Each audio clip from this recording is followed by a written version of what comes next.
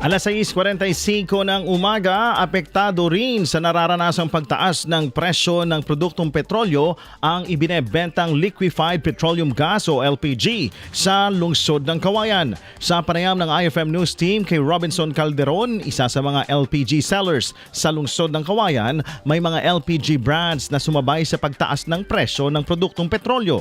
Kabilang sa nagkaroon ng pagtaas sa presyo ang isang brand ng independent refilling plant sa Region 2. Affected po talaga tayong pagtaas ng produktong petrolyo. Yung pagtaas, merong mga LPG brands tayo na tumataas siya every other day. Although may mga LPG brands pa rin naman tayo na sumunod doon sa price adjustment na once a month lang.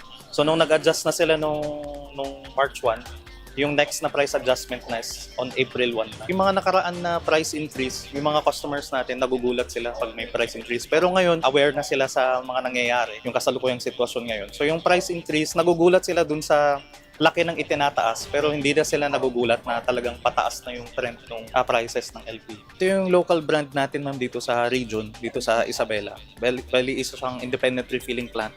So yung adjustment niya sa price na na-experience last week, parang price siya nag-increase. So parang every other day. Plus, meron din silang abiso na today, magtataas na din sila ulit. Sinabi rin nito na mas dumadami pa ang kabilang o ang bilang ng bumibili ngayon sa kanila ng LPG sa kadahilan ng hinahabol ng mga consumer ang mababang presyo. Kaya naman pinapakargahan na nila ang kanilang mga tangke. As of this month, yes po, masasabi natin na dumadami yung bumibili kasi ang hinahabol nila ngayon is yung presyo. Nag-worry sila na maas pa lalo. Kaya ngayon, as early as now, pinapakargahan na nila lahat ng basyo nilang tangke.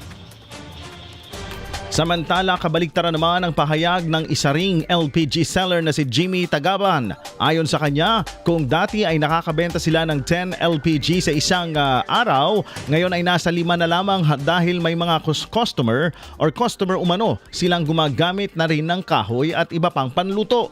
Paalala naman ni Ginoong Calderon sa mga consumer, hindi nila kailangang magpanik sa pagbili ng LPG dahil tinitiyak naman ng kanilang mga suppliers na sapat ang supply nito sa merkado. Gayunpaman, kung mayroon na silang mga basyo ng tangke, ay pwede na rin silang magpakarga upang mahabol ang mas mababang presyo nito. Ang advice ko lang, basically hindi naman kailangan magpanic dahil as of now, yung stocks daw natin ay talagang sapat. Pero as much as possible, kapag basyo na yung tangke or kung meron na silang available na pwede nilang ipakarga, pwede na silang kumuha ng LPG nila habang mas mababa pa yung presyo kasi medyo unpredictable yung pag-increase. Hindi namin masabi kung hanggang kailan siya tataas. Yan ang naging pahayag ni Ginoong Robinson Calderon.